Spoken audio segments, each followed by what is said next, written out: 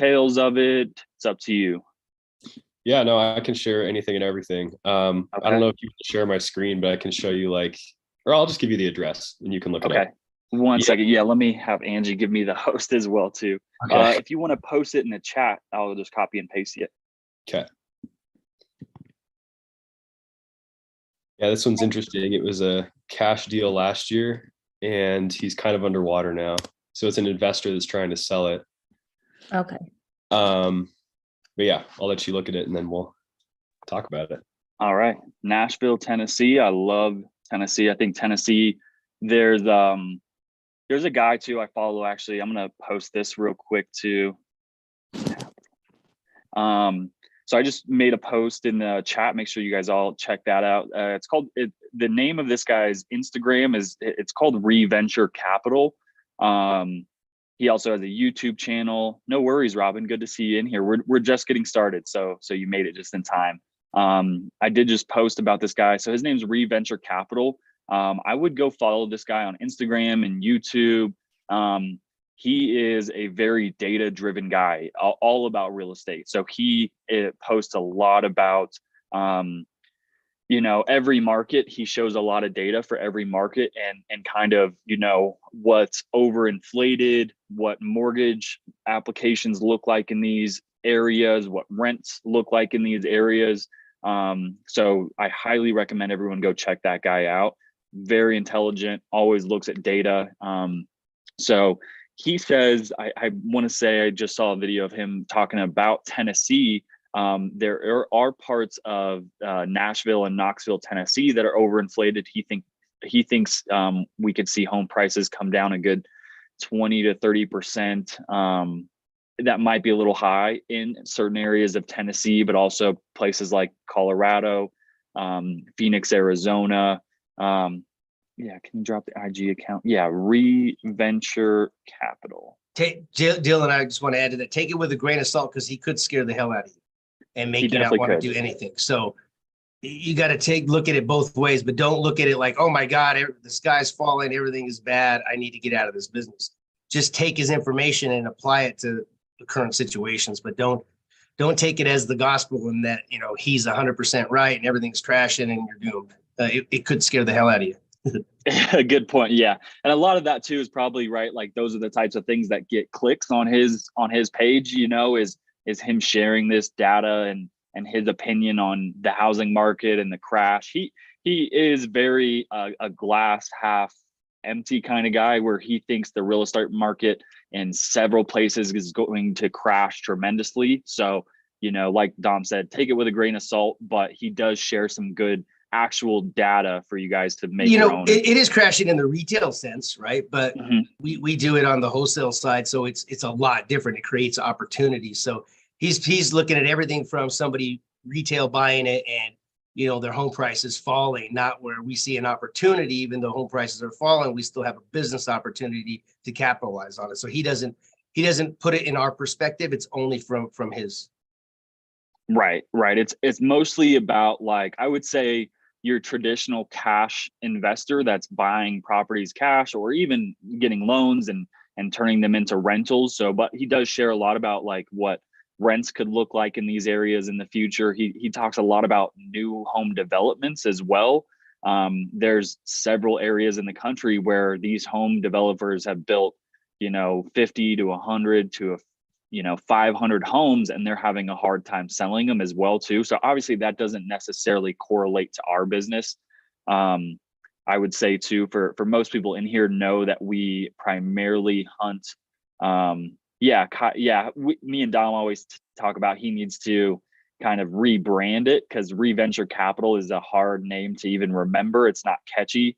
I think he should be like Kyle, the real estate expert, or something like that, something a little bit more catchy, whatever it is. But yeah, Reventure Capital, definitely check him out. So, but yeah, most people know that we're hunting for subject to, and that's why Pace obviously does this method. I think for the next 3 years or so, if not longer, subject to is going to dominate the market because these people have 2% and 3% interest loans, right? Like you literally no one can get that type of loan. So for us to buy these properties and take over those loans. I just think for the next 3 years, that niche is really going to explode and be one of the best niches that you can get in. There's hundreds of real estate niches. So, okay, I'm going to stop blabbering, but let me go into this. Let me copy that address.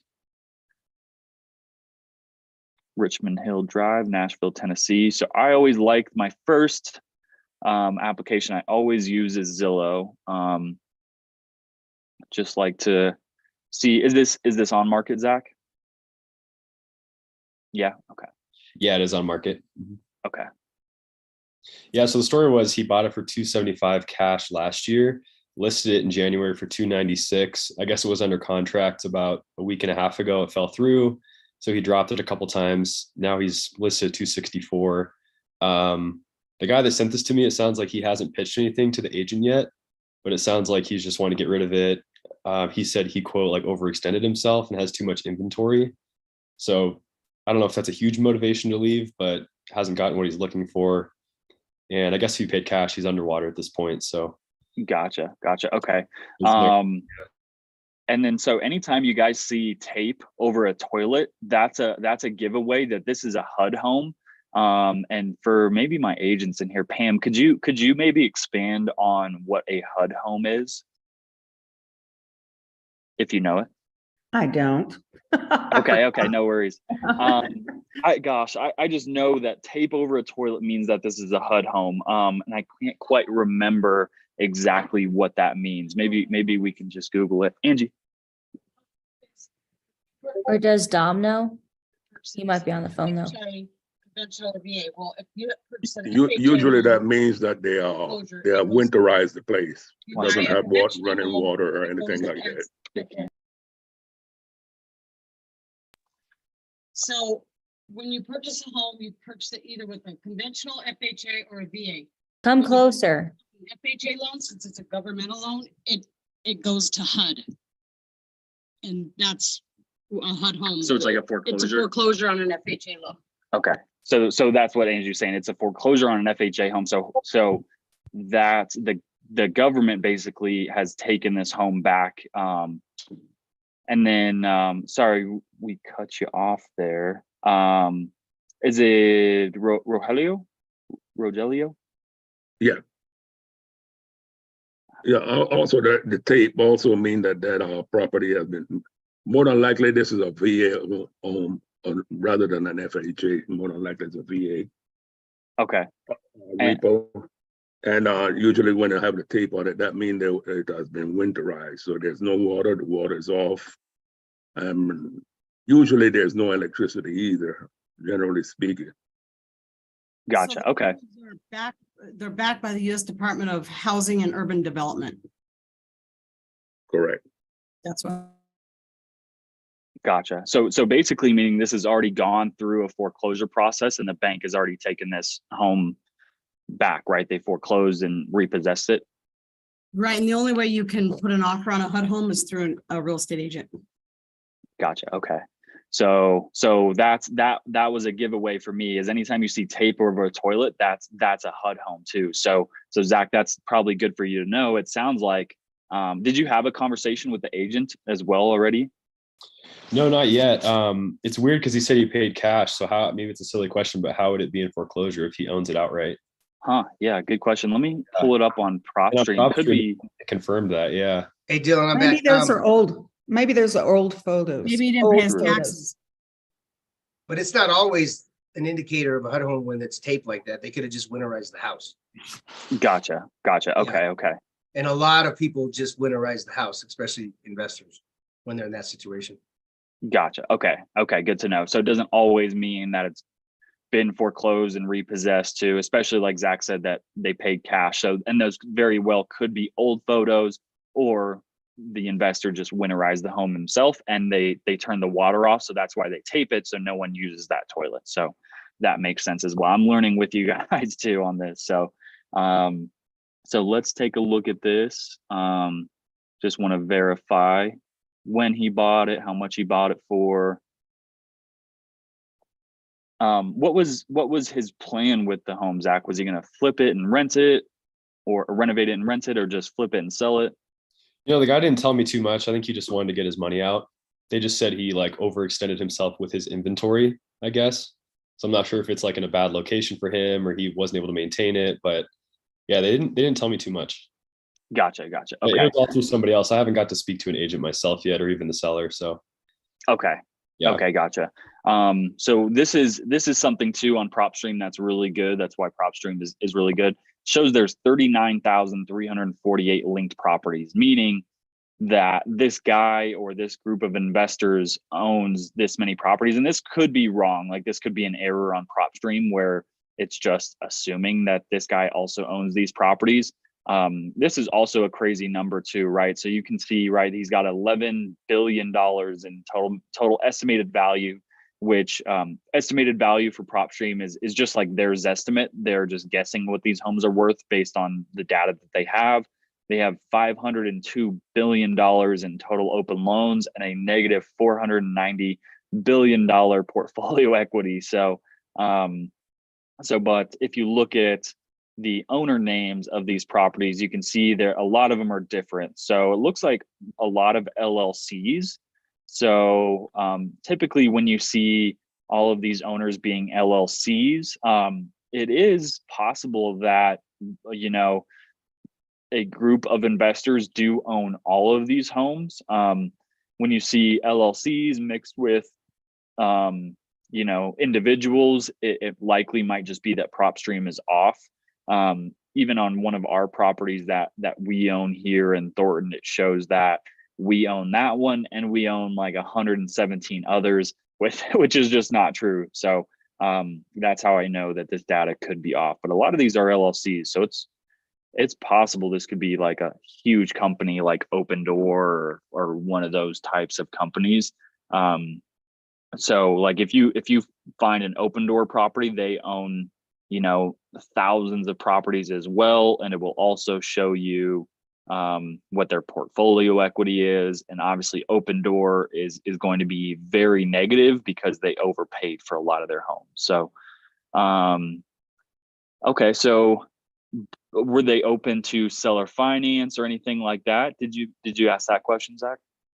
Yeah. So again, I haven't got to speak to the agent. I was just presented this address by another student, and he's like, I have no idea how to pitch creative finance. Like, you've been doing direct to agent. How would you approach this?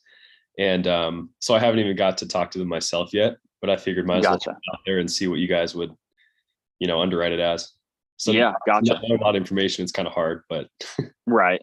So I can at least underwrite this as to what might make sense for seller finance, and then either flip it and resell it on the market or keep it as a rental too. So and normally too, like we don't really look, and most of our buyers, sub-2 students, they don't necessarily want homes that need work, maybe a little bit, but this home does seem like it needs quite a bit. I would say, you know, probably the floors need to be redone. You can obviously, there's paint and then trim that's missing all throughout. Who knows about the windows? Obviously, this whole bathroom looks like it's falling apart, needs to be redone.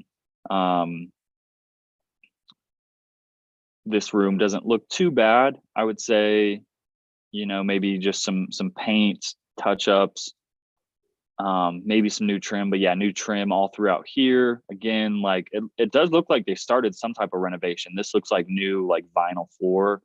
But yeah, so you're gonna have to either redo these floors or put, you know, continue putting vinyl in here or carpet. Also like fixtures as well too. So there might be electrical issues. This bathroom is horrible looking, so that's gonna have to be redone. This drop ceiling right here, I personally think drop ceilings look horrible in a home. So, you know, this flooring, I can't tell if it's new or they just didn't do it well, but yeah, so a lot of work needed in this property. And then I'll show you guys too, one way that you can estimate renovation costs. Let me go into my other Facebook profile. So I will post a link for you guys to our personal Facebook group for the Elephant Challenge, for the baby elephants and our team of elephants that we have. So our Facebook group is called the Herd of Profits. If it will load, I'll post that link for you guys.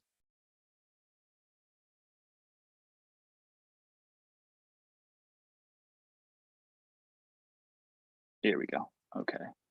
So if you guys aren't a part of our Facebook group, I just posted the link in chat. So make sure you guys go and request to join that. We have some good resources for you guys. So if you come over here to our files tab, we have some stuff about the foreclosure process. We have letter of intent templates that you guys can copy and fill out to send offers. We have a deal or no deal spreadsheet calculator to underwrite creative finance deals.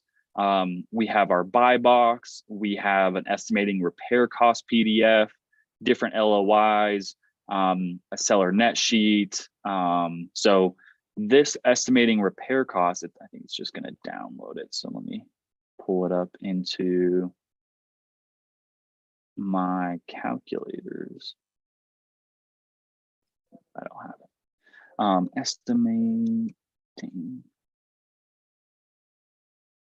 Okay, so let me pull this up for you guys. But yeah, feel free to join our Facebook group and download all of those resources and files that we have for you guys. Yeah, Marlene, you have a question about the Elephant Challenge? Hi, I didn't want to interrupt when you No finish. worries. When you finish with the underwriting, aren't you going to underwrite this or? I'm not Yeah, sure. yeah, but you can ask your question though. That's fine. Oh, okay. All right. So I'm a little confused with the Elephant Challenge. I started about 2 months ago and I'm with the Tusk group now and I'm in the Herd of Profits, but I get confused with the actual Elephant Challenge. Like, when is it starting? What are we doing? Is it always ongoing? Like, I don't know. Yeah, good question. I don't think it's really been, painted in the most clear picture too, but yeah, the Elephant Challenge it's always ongoing. So Pace has, he does a couple of Zooms every month about the Elephant Challenge. We've actually switched it from the Elephant Challenge to the AI challenge. Oh, So, okay. I'm doing that one. I'm Yeah, watching so- that one. Okay. Good. So yeah, he did a Zoom yesterday. He's going to do Mhm. another one, I think at 3 Today at o'clock 6. today. Well, for me, 6. it's 6 or 7. Yeah, one of those. Yeah, Today yeah. it's replaced with the AI challenge. However, next month will be the Elephant Challenge. And is that going to be a new Elephant Challenge next month or? Yep, It's- that'll be So a every new- month it's new? Is that what it Yes. is? Yes. Oh. And then we have our Zooms to just help you guys throughout the whole process until the next Elephant Challenge. Right. I came to one of your Zooms when I first started and I was blown away by the amount of information I learned. So Well, good, that's Um, good. I'm finally putting this on my calendar so that I'm here every Friday. I don't want to miss anything. You guys are so knowledgeable and so kind to share everything. So thank you so very much. Really Yeah, happy to you're be welcome. here. Thank you. Awesome. Awesome. Thanks, Marlene. But yeah, so the Elephant Challenge, it's always ongoing. So, the idea of it is to really, as a beginner investor, really you just want to squat up and joint venture with people that are doing what you'd like to do, right? Whether that's wholesaling, lending, buying properties. So, whatever your plan is, that's kind of the idea of the Elephant Challenge, is just to get yourself around like-minded people that are doing what you'd like to do. But yeah, that's, like Dom said, that's the best compliment we can get. So appreciate it, Marlene. So yeah, just keep showing up, figure out what your avatar is. So have you seen the Avatar series on Pace's YouTube channel? I have, and I'm actually in another mentorship before I knew who Pace was. I didn't know who he was 2 months ago. I'm in a multifamily mentorship. So that's what I really do. I do underwriting for that. Okay. But I joined this because I also love it. And I was actually invited into the Tusk group, the Tusk All-Stars, Elephant All-Stars. And so I'm within that group and we're doing like buy and hold, trying to do agent outreach and, just find long-term rentals. So that's what I'm doing within the Pace community at the moment. Love But it. Okay. the more I watch Pace videos, like he has 100 things you can do. So it's like, okay, but Right. yeah, so that's what I'm doing. Good. Mainly for me, it's multifamily. I'm separate from this, and then with the Tusk Group for single family homes. Love it. Okay. Yeah, and that's primarily what we focus on too, is single family buy and hold rental properties. So Oh, okay. that's our main focus, at least for this year. We've done one multifamily deal. We closed a 23 unit in Denver in December. Yeah, so we learned a ton about that. We also learned that we kind of like single family for now. So we Right. really plan to just build our single family wholesale and buy and hold business for this year. And then 2024, we'd love to get into some syndications on larger multifamilies. And that's our goal for next year. So, but this year we're really just focused on what works well for us. So we're just trying to expand our single family portfolio and our wholesale business. So When you say us, is this also a separate group? Like, I don't really know. yeah. So my team, I'm sorry. It's very overwhelming when you're new and you come into this community, because when I first started, Pace was always saying, connect with sub two. So I started, connecting with people. And if I spoke to 20 people, I got 20 different variations of what they do. I couldn't find two the same at all. Right. So right. is Herd of Profits like another group? A separate group that you all work together too, or? Yeah. So I'll tell you kind of my team. Yeah. So Dominic Milanazzo, and his wife Angie Milanazzo, and then Who's their gorgeous. son, who's gorgeous. Oh, thank you. I'm gorgeous. Thank you. She put. Angie my did. goodness. Yeah, her too, Dom. Her too. She puts everybody to shame, boy. She puts me to shame every time I see her photo. She's beautiful, gorgeous lady, and so helpful. And I've seen her in different groups, and she's always right on there. So helpful all the time. So thank you so much for that. Yeah, love it. Okay, so you are a group. I didn't know that. And then their son Joey, who's also in the Zoom as well too. So that's kind of our team. We all work in the same office together. And then Rachel's our Herd of Profits, and Rachel is and Pam. Yep. Yeah. So we're ever growing Alicia. through the Elephant Challenge. Yeah. So our Herd of Profits, we're all one family. And so what you do is And also the Lodge. same thing, single family also, or no? That you said that's what you're doing as well?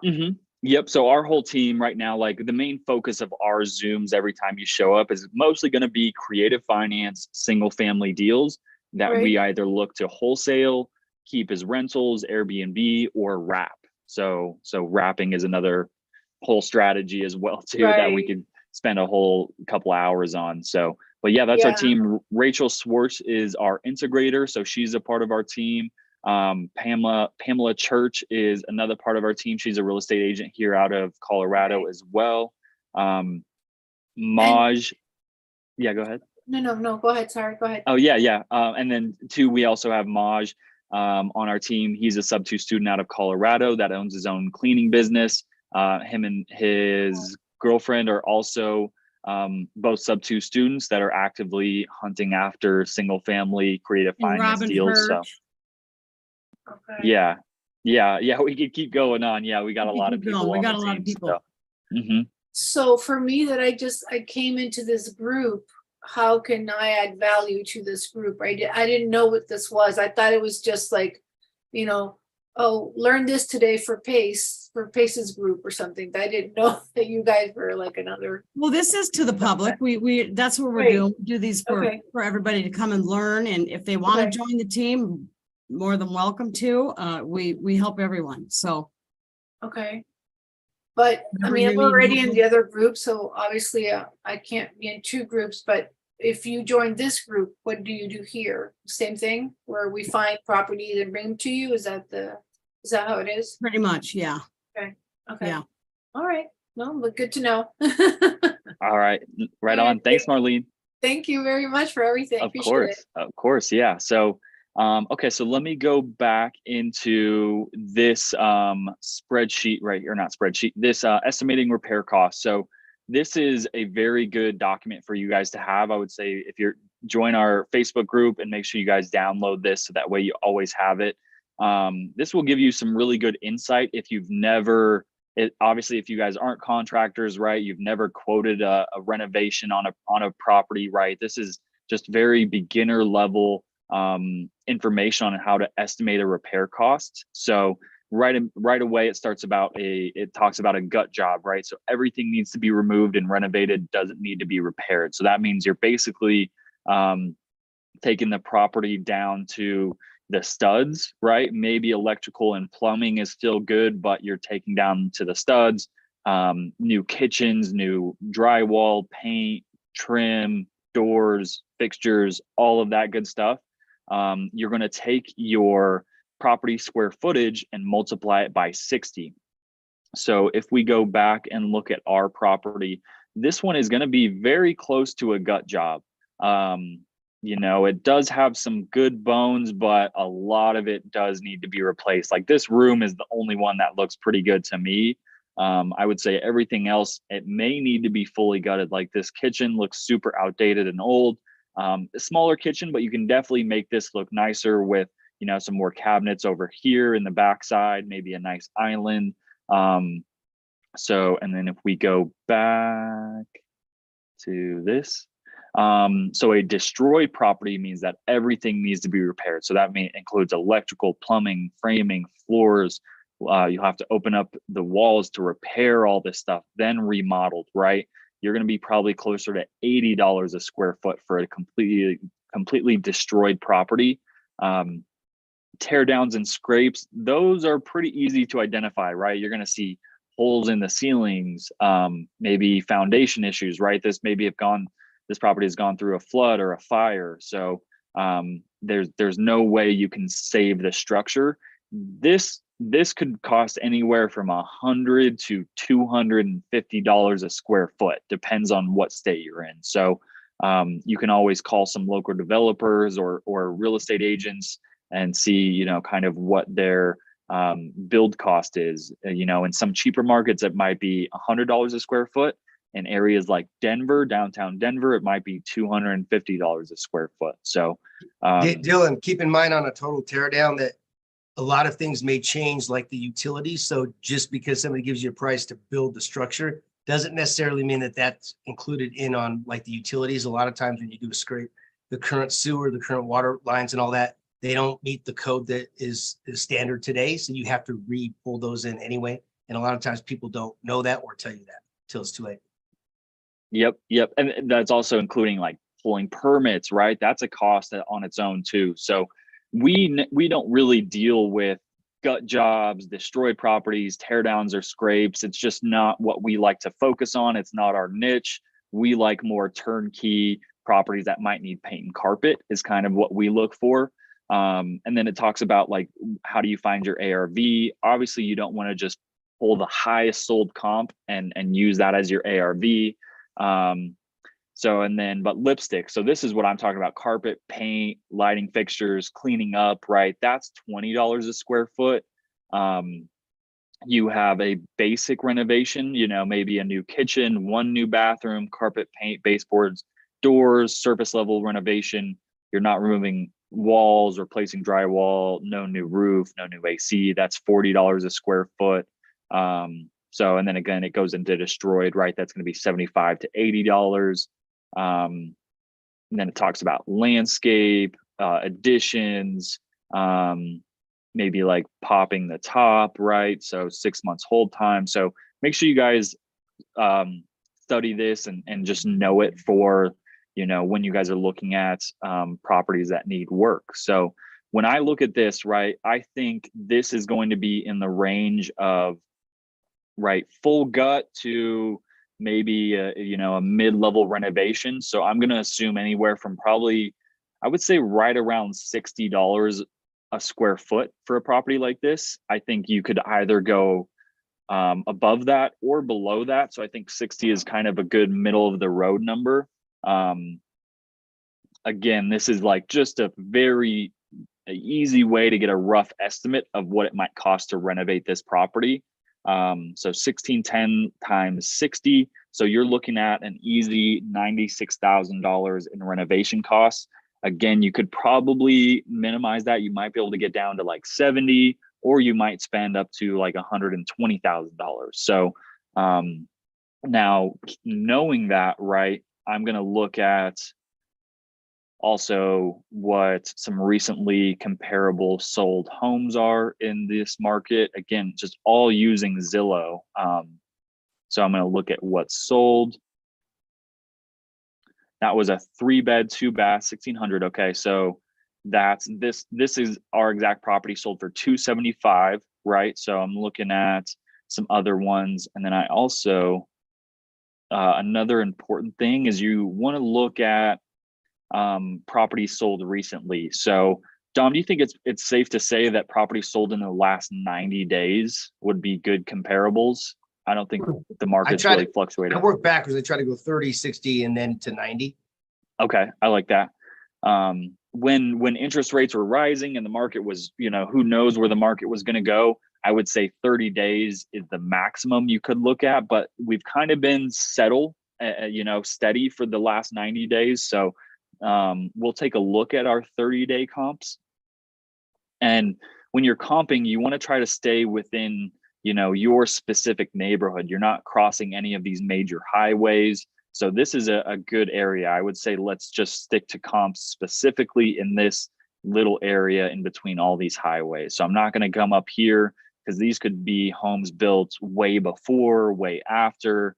You never know. So here's one that sold for $307,000, about 500 square foot less, but it is a 3-bed, 2-bath.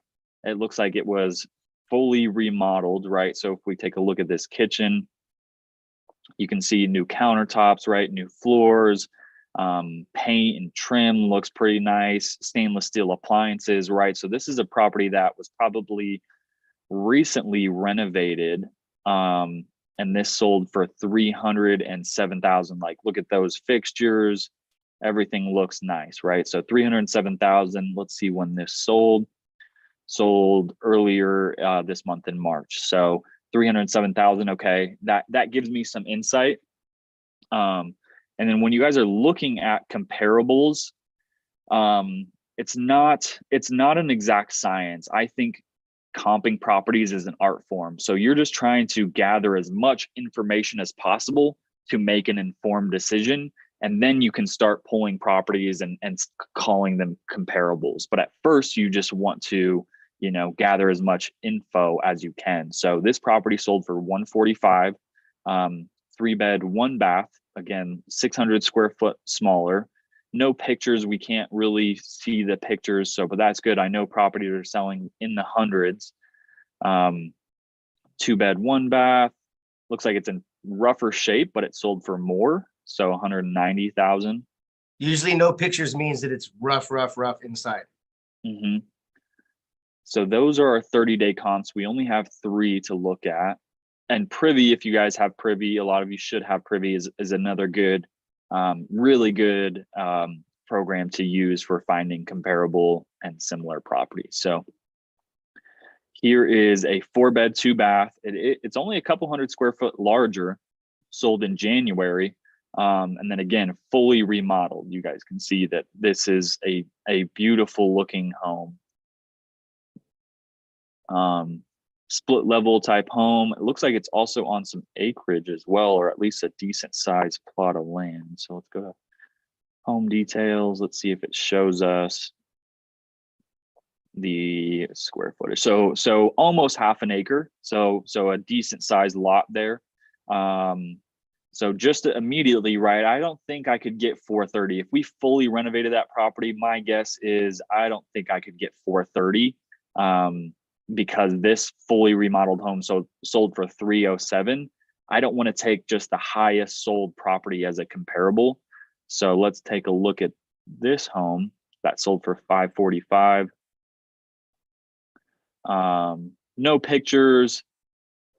Much larger home, 500 square foot larger. So I would say, again, I'm not using that as a comparable. I'm just going to kind of erase that out of my memory.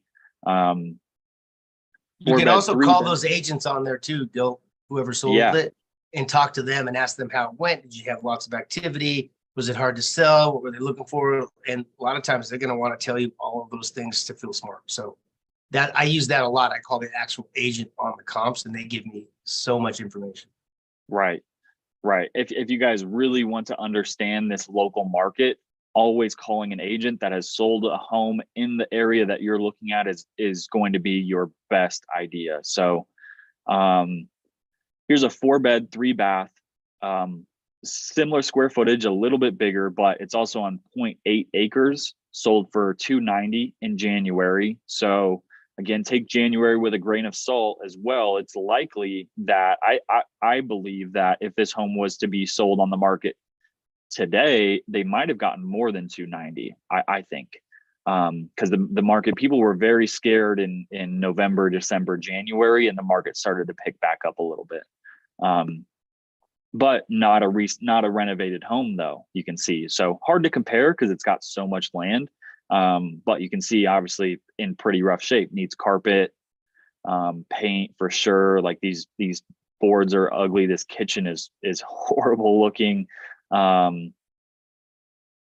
So yeah, just a very old home, sold for $290, needed a lot of work. So again, just gathering information. Let me make sure I'm not missing any questions in here. Why no dollar amounts? Okay. Yeah, Zach asks, why does everyone prefer Privy over PropStream for comping? So good question. So PropStream, I would say, is not, I typically will never use PropStream to compare properties, even though it does have this comparables and nearby listings. Privy has more up-to-date data on recently sold properties compared to PropStream. So that's reason number one, is they have better data. PropStream is better for filtering and pulling lists and skip tracing, and Privy is better for comping. So I would just say there's just two different tools why you would use those. Privy is just, I would say, way better at comping.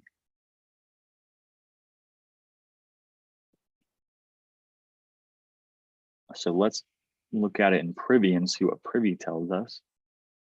Because again, we're looking at this property as possible a rental or maybe even a fix and flip, right? So if we can figure out what a good ARV is, so I'm going to come into Privy, I'm going to enter my address so that way I have my location. I'm going to delete it, hit search, and then I'm going to filter for, or no, sorry, I'm going to hit deals and then fix and flips.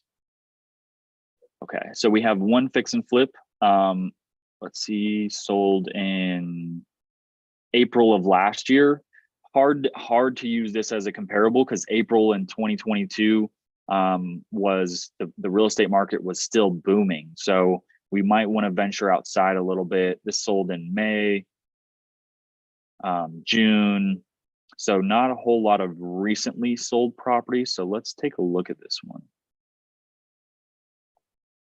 But it is a 3-bed, 2-bath, smaller than our home and fully remodeled. You can see the before and after as well. So you can see this was obviously a fix and flip, right? An investor came in here, painted it gray, updated everything and called it a flip.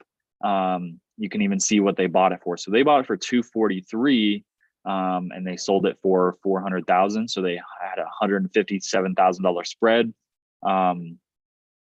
They held it for longer than a year, and their days on market was 50 days. So I would say it's probably not a good comp at 400. So just from my research on Zillow, if I was going to lock this up for cash and wholesale it, I would spend some time calling agents in the market and seeing what a fully renovated 3-bed, 2-bath, 1,600 square foot home could sell for. This one has me worried that this one sold for 307. Obviously, I think this is our best comp because it's the most recently sold and it's recently renovated. And even though it is smaller, it is similar. It's the same bed bath count, right? So because ours is bigger, I would say we might be able to get 350 if we could add another bedroom in there. or right, just because it's bigger, 350 I think is a pretty conservative safe number for our after repair value. So let's go into underwriting this now, and then let me check for rents too. I want to see what rentals look like in this area. So 3-bed 1-bath, 1,300 square foot, that's 1,600. A 3-bed 2-bath, this looks like a newer home though.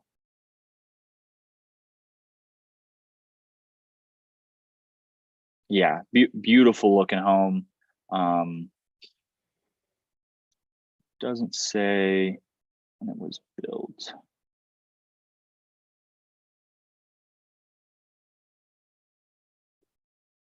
It's not showing me the outside of it, but I think this is a newer home. And then another really good tip for you guys too, when you're looking at rentals, if you have the Zillow app on your phone, it actually shows you a lot more data for some reason on your phone. So if I'm looking at just on my computer, it doesn't show me how many contacts. So it actually does. It shows me how many contacts they have. So they've only been listed for 3 days and they have 36 people that have reached out at 1954 for a 3-bed 1-bath, smaller square footage. So $2,000. Go down a little bit, Dylan. It'll show you the applications. Right. Well, it doesn't. It normally shows it right here. Maybe hit show more. Maybe there's no, well, it usually says like 0 applications, or it'll tell you how many. Right. Right. I've noticed that the app on my phone will show me more data than the actual website on my computer. So, okay, no, it does. Okay, so look at this: 4-bed 2-bath, 1,300 square feet, so smaller. Hard to fit 4 beds in 1,300 square feet, so there's probably a really small bedroom in here. But you can see they've only been listed for 11 days. 18 people have reached out, and 5 people have already submitted applications. So that's good. I think if we renovated this property, we can safely say that we can at least rent it out for $2,500, which is really pretty good actually for a market like this. I didn't expect that. I thought more like 18 to 2,200, but I think 25 is likely a safe comp for a beautiful looking home in this area. So let me go here. Go here. Here.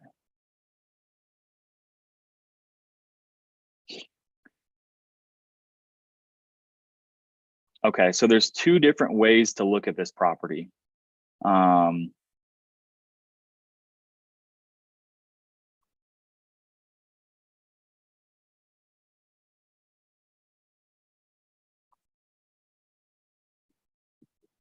We're going slow. Okay, so 3122.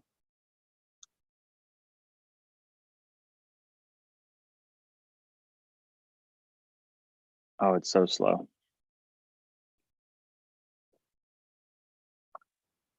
Okay.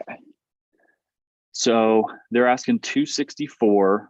And one thing that tells you if they're overpriced or not is this, right? 105 days listed on Zillow. They did a price cut not too long ago. Let's see where they started. So yeah, they were listed at 279 and then went under contract, which is pretty crazy. They started at 299 for this property, which I think is a little bit absurd. But yeah, I think they're going to keep price dropping. I don't think they're going to sell this property at 264. So I'll show you guys how to underwrite this as a flip. Let me increase my text for you guys.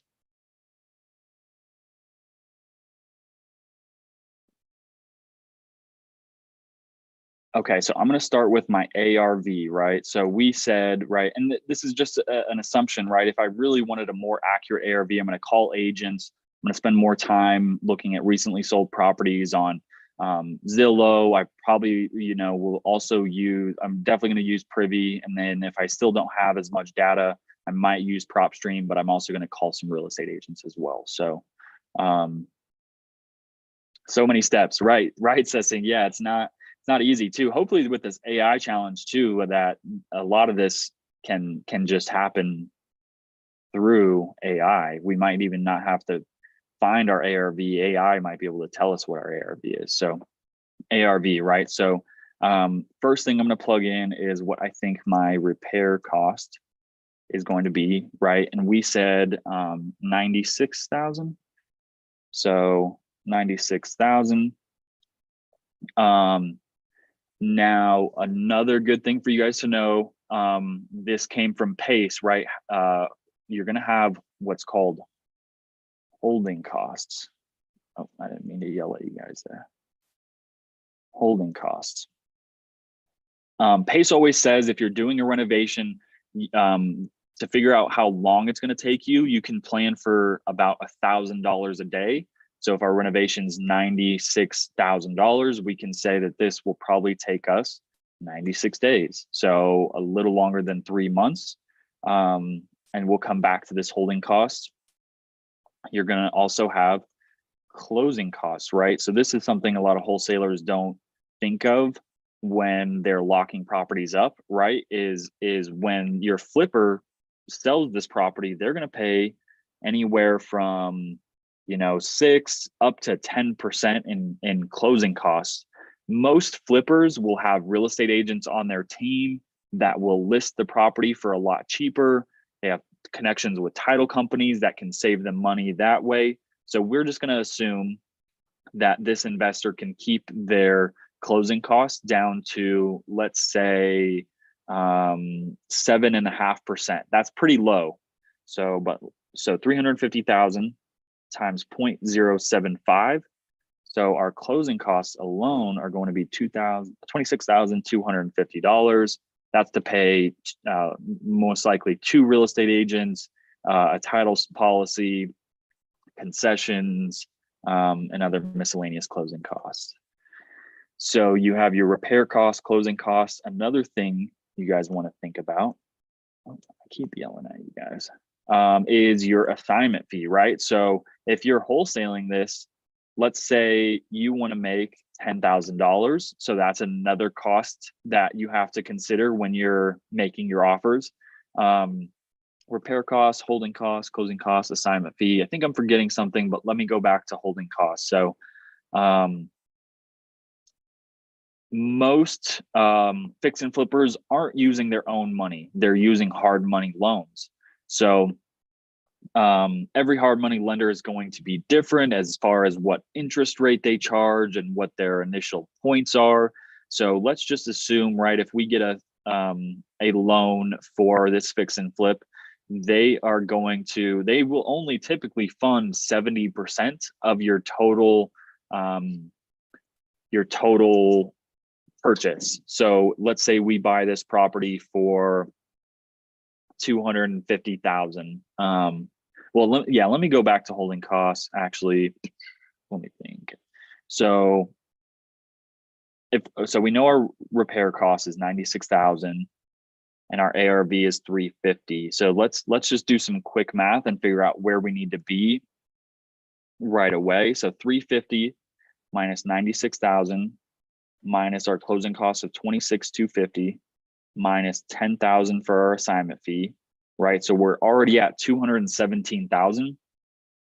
So let's assume we need to buy this property at 200, right? So your holding cost 200,000. They're going to charge you, let's say, 3 points, which means 3%. So you're going to have to come out of pocket for $6,000 plus your monthly, right? So let's assume they just loan you the full 200,000. They're going to charge you upwards of like 15%, maybe even higher. Now this is interest only. It's not principal and interest, but still it's very close. So I'm going to take 29,975 divided by 12. So my monthly interest payment on this is $2,497. And I know I'm going to hold it for 3 months, right? So I'm going to say times 3. So all of that equals $13,494. Okay. I can't remember. I feel like I'm forgetting something. Repair costs, holding costs, closing costs, assignment fee. Oh yeah. Our flip profit, right? Our flipper wants to make a profit at the end of the day. So let's say, right, we think this home will sell for 350,000. Most fix and flip investors want to make around 20% on their money. So that's $70,000 in profit that they want to make. Now they'll probably be okay with 50,000, but most people want a $20,000 buffer in their flip projects because you never know, right? Like all of the electrical or the foundation or the roof could have to be replaced. So if you underwrite to only build yourself in like $20,000 or $30,000 in flip profit, one thing could go wrong to where you break even or even lose money. So with all these numbers, we can now determine what our max allowable offer is. So 350,000 minus 96,000 minus 13,494 minus 26,250 minus 10,000 minus 70,000. So for you to pick this up and make an offer on this property into a place where you know 100% you can assign this and at least make $10,000, you need to make an offer of $134,256. Now that's my underwriting. I'm very conservative with my underwriting. Obviously, you know, I think our closing costs are a pretty safe estimate. Our repair costs could be high, right? Like a local fix and flipper could have his own crews and access to, you know, materials at a cheaper cost. So they could probably get this down to 60 or 70,000.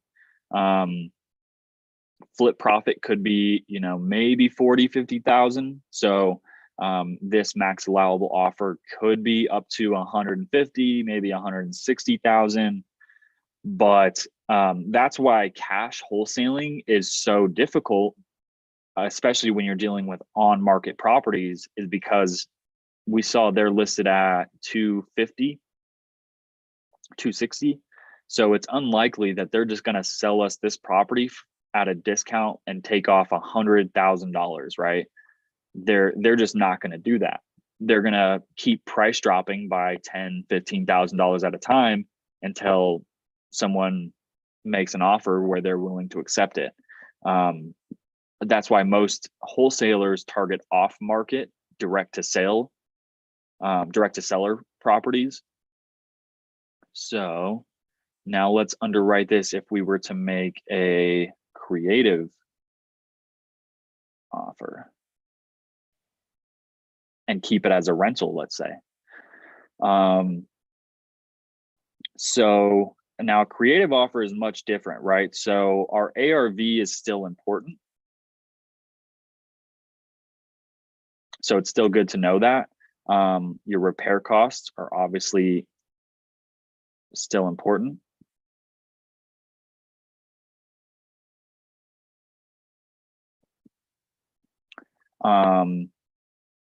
This is probably the most important. Your ARV for a rental property is not the most important. It's just good to know, you know, you don't need to be exact here. It's just good to know what range you might be in, because we're not planning on selling this property. We want to keep it, right? So good to know this number, but not the most important. Your repair cost is what's the most important. Gotcha. So let's see. Right, so we could potentially offer, let's just offer them what they're asking, right? So $256,000, if that's right, or 264, sorry. Now you guys have to understand that if we're buying a property on seller finance, the purchase price, our offer price as the investor doesn't really matter. Like like a quick example, I would pay $1 million for this property if the seller would let me get into it with no money out of pocket, right? So zero down, and he was willing to take $1 a month for 1 million months, right? anybody would buy that deal, but nobody's going to sell that deal, right? Unless there's a balloon, right? But we wouldn't buy it if there's a balloon. So let's just offer them what they're asking, 264,000. Now our down payment, right? So actually, let me reverse engineer. So this is a really great way for you guys to understand how to make offers for seller finance properties, is reverse engineering, right? So most buy and hold investors want to make a certain percent return on their money, their cash on cash return. For me, I know that the average is around 15%. So if I'm looking to make 15% on my money, now I'm going to reverse engineer. Okay. So I know this property rents for, we said 2,500. Okay. So I'm going to take that 2,500 and I'm going to figure in my monthly expenses. So maintenance, management, vacancy, all that good stuff.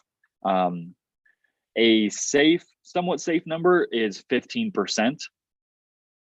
So you might spend around 15% for, management, maintenance, vacancies. It could be higher. I would say 15% might be the bottom tier, but let's just assume 15%. So that number, that calculation, I'm going to take 2,500 and multiply it by 0.85, right? I'm taking 15% off of my gross revenue for, let's just call it expenses. So 2,500, 0.85 means after I pay expenses, I can expect to net around 21.25. Okay. So 21.25 is what I net before paying my seller finance payment. Okay. So now let's say, sorry guys, I'm having a brain fart. So you also have to know what your entry is, right? So we also know our entry right off the bat is 96,000. Let's assume this seller would accept a 10% down payment. So that would be 26,400. Okay, so our entry is 96,000 plus 26,400. Okay. So 10% is what I'm going to offer. So 10% as a down payment. That doesn't include closing costs or the agent's commission. Hopefully the seller pays his agent's commission out of this 26,000.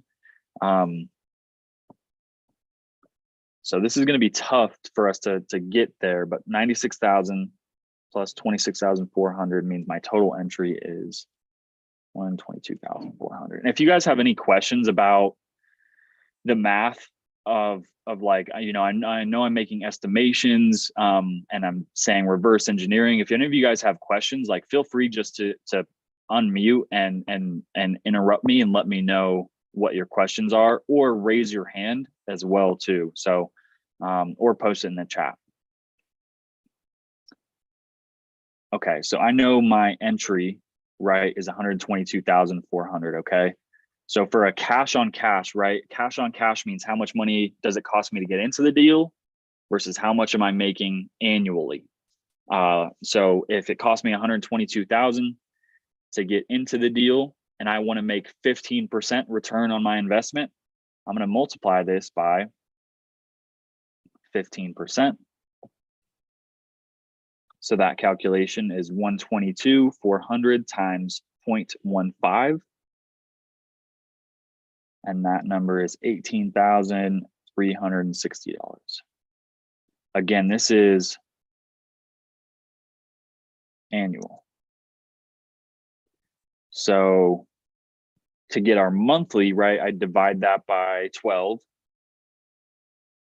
So I'm just going to do divide by 12 equals $1,530.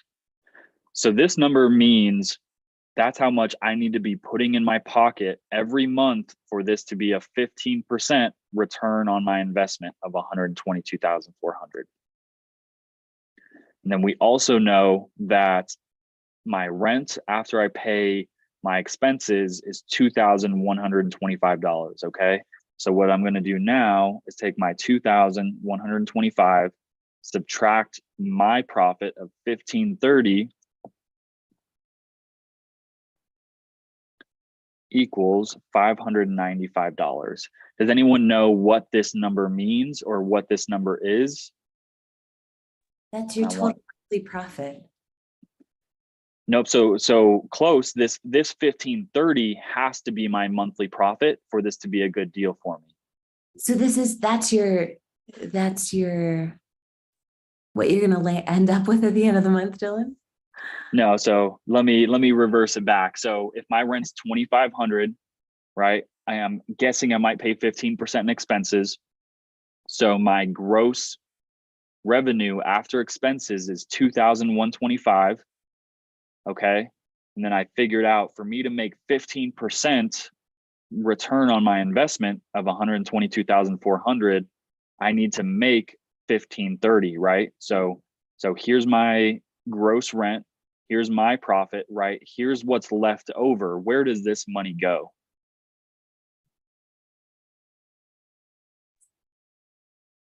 Did I stump all of you guys?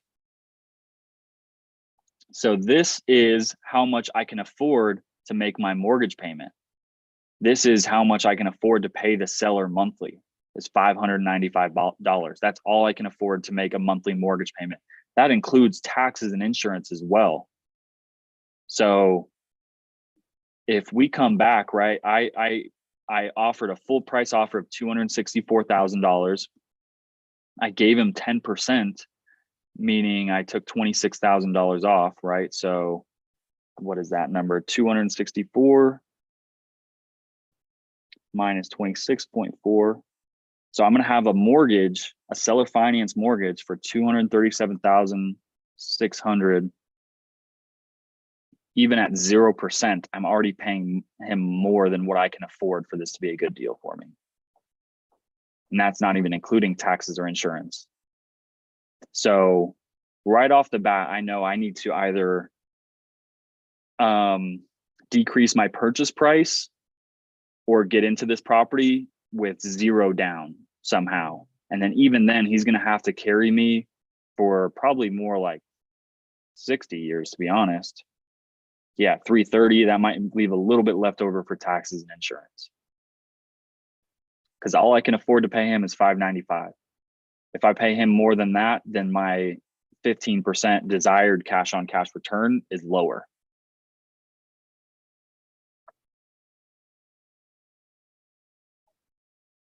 Zach says, so break even point would be 6, 2, 3 years. That sounds terrible. But Yeah, 6 2/3 years, because like 15% profit each year. So it would take 6.5 years Yep. to 100%, basically. Yep, exactly. Yeah. So 100%.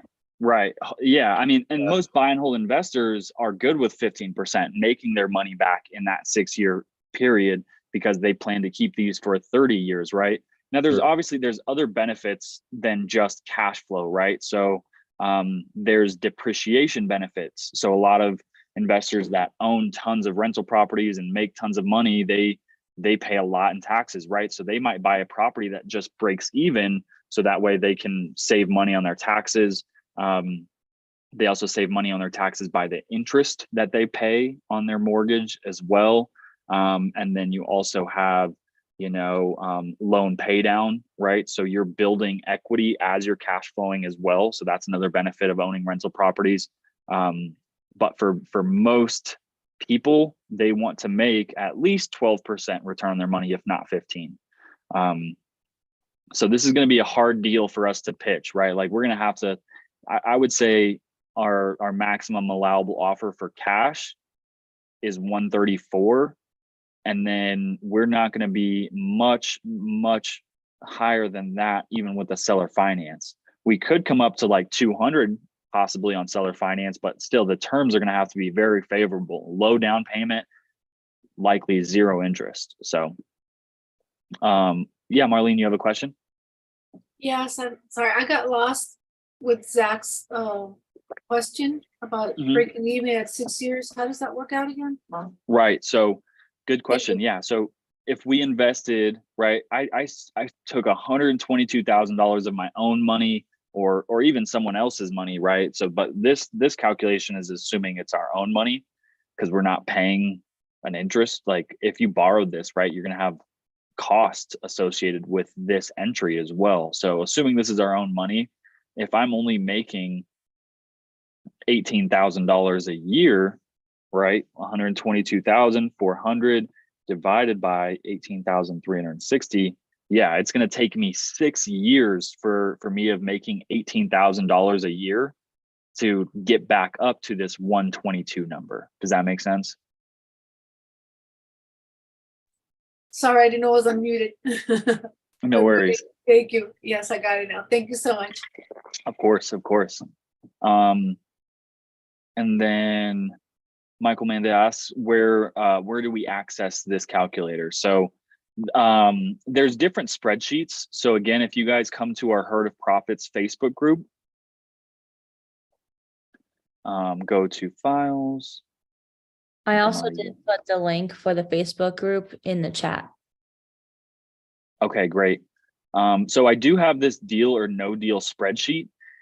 This is good at underwriting creative finance deals, so seller finance or subject to. It's not really good for estimating, like it's not a flip calculator. So I wouldn't use this to estimate flips. There's a ton of flip calculators. Like I'm sure if you just went to the creative Facebook group with Pace Morby, you can find a good flip calculator. And I'll show you guys how to do that real quick too. You could probably just come in here and hit search and type in flip calc.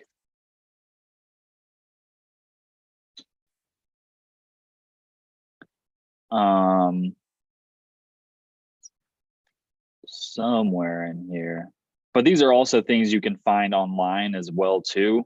Yeah, you might have to do some digging to find a good flip calculator. I'm sure there's one in here too. You might even go to like files, but for me personally, I like to underwrite freehand, meaning pen and paper, just without a spreadsheet.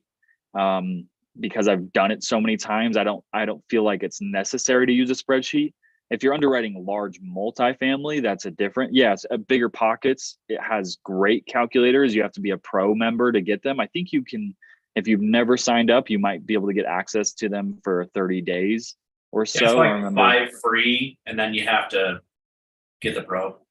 Yeah, so you can underwrite 5 deals, and then once you pass that point, you have to pay for the pro membership. But there's tons of calculators out there. You can just join maybe like Fix and Flip Facebook group, and I'm sure there's going to be some in there as well. So, but yeah, me personally, I like to underwrite freehand like this, figuring out what's my ARV, what's my repair costs, and then subtracting them to figure out my max allowable offer. So yeah, Zach, I would say this is going to be a tough one. My guess is because it needs so much work, like you might be able to just submit a verbal offer and say, hey, my underwriting team came back. We're going to be well under your client's asking price, probably closer. I would even say like 150, because like even that's going to insult them. And just see what they say. You never know. Like we've had a deal like that where they were listed at 220 and we ended up closing at 160, just because the seller had gotten to the point where they went under contract with multiple wholesalers that ended up backing out. The only offers they were receiving were low, so the seller finally reached a point where they're like, screw it, just whatever you guys need to buy it at, you can have it, basically. So that might be the case here. You never know. Yeah, that's a tough one. Don't really know what to. Right. And that's one too, for me, like if I'm looking at this deal, because I know what I'm looking at, what I want, I'm just going to pass on this one. Instead of trying to negotiate with the agent and pitch seller finance and all that, I'm just going to, pass on this one. It might be a good experience to call the agent and say, hey, our underwriting team came back. We're going to be closer to like 150. Would that make sense for your client just to get it off his hands? Probably not, right? Though, you know, so yeah, hopefully that helps you guys. We've done a ton of Zooms on underwriting. So if you guys want to check out some of our old Zooms, I will show you where you can find them. We've underwritten a ton of seller finance, subject to, cash deals. We've underwritten a lot of different stuff, multifamily. So if you guys come into the creative real estate group with Pace Morby, come to members and type in either my name. I have a lot of Zooms, past Zooms that we've recorded on mine, but you have to be in this creative page, or Angie's.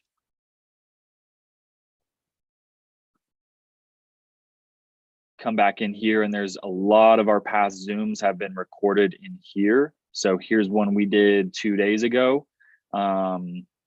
We've been doing this, I don't know, it feels like for a year now. So there's a lot of Zooms. And then also to a shout out for Angie. Lately, for the past couple of months, we've just been going live on YouTube. So our most recent Zooms have been on YouTube. So if you come in and you type in Angie Milanazzo, do your best at guessing how to spell her last name. There's 1 L, 2 Z's. It's very Italian. It's pronounced, if you're in Italy, it's Milanazzo.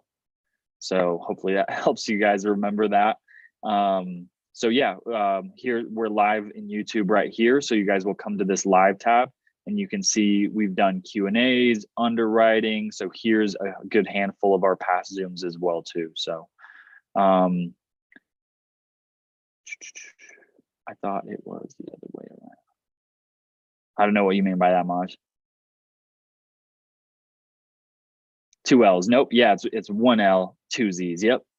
Trust me, I did that for the longest time too. I always thought it was 2 L's, 1 Z. So, okay. Yeah. So let me stop sharing here. I'm going to leave it there for you guys. Make sure you're part of our Facebook group. And last thing I will leave with you guys, I'm going to post a link to a form where if you guys have deals you're working on and you're not quite sure how to underwrite them, you don't know how to submit an offer, you maybe have it under contract and you need help finding a buyer, whatever the case may be, if you guys need help with your deals, that's the point of this Elephant Challenge, is to joint venture with sub-2 students that have done what you're looking to do. So I also put them in the chat right before. Oh, did you? Yeah. Okay, good. I just spammed it too. So if you guys, no worries. Yeah, if you guys need help on deals, feel free to submit it through that form. We'll give you a call and give you our opinions and what your next plan of action is. And then if you'd like to joint venture and get our help, we can talk about what that looks like as well too. So hopefully this was a good Zoom for you guys. If you have any questions, join our Facebook group and make a post in the Facebook group and you'll have people replying and helping you. If you'd like to reach out to anyone on our team, feel free to reach out to Rachel, and then she will point you in the right direction of who on the team is probably best for you to talk to. And yeah, make sure you're part of our Facebook group. The AI challenge is today, so make sure you guys are all on that if you can get in. And I think that's all I have. Rachel, do you have anything? The sub-2 meetup? Just about the sub-2 meetup. I put it in the chat. I'll put it one more time for you guys.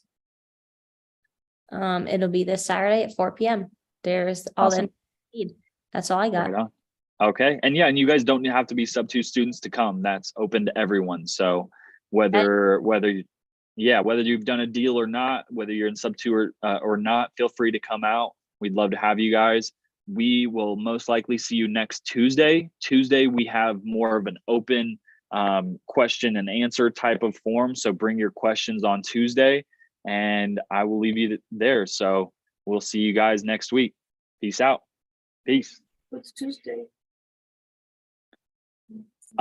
Tuesday at 4 p.m. Marlene, join our Elephant Challenge group. Yeah, our I am in Facebook. your, I'm in the herd of traffic, herd of traffic, Okay. herd of profits. Thinking of traffic coming in. Is that the group you're talking about? Yes. Yeah. Yep. You'll see our links every time we are about to go live. You'll see those links. So Tuesday at 4 and Fridays at 10, if you want to add those Oh. to your calendar. Okay, yeah, I didn't know about Tuesday at 4 Central or, That's Mountain Time. oh, okay. 4 So Central would be 5 p.m. Okay, I'm Eastern, I'm Miami, Eastern. Okay. So Yeah. you'd be 6. all the way. Okay, Gotcha. all right, so Tuesday at 6 and Friday at 12 for me. Yep. So that's every Yep. week?